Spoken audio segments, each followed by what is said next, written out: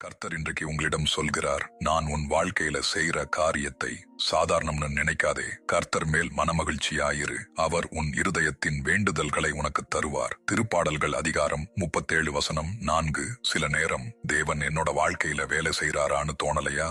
எதுவுமே மாறலன்னு தோணுதா?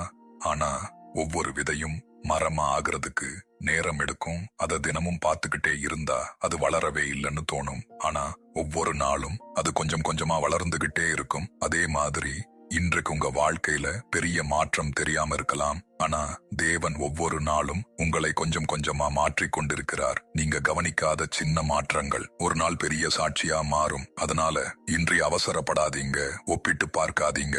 தேவன் செய்யற காரியத்தை நம்புங்க. ஏன்னா தேவன் ஆரம்பிக்கிற நல்ல காரியம் அவர் முடிக்காம விடமாட்டார். இந்த வசனம் உங்கள் மனதை தொட்டிருந்தால், இது யாருக்காவது உதவும் என்று நினைத்தால் அவர்களுடன் ஷேர் பண்ணுங்க. காமெண்ட்ல ஆமேன் சொல்லுங்க. கர்த்தர் தாமே உங்களை ஆசீர்வதிப்பாராக. ஆமேன்.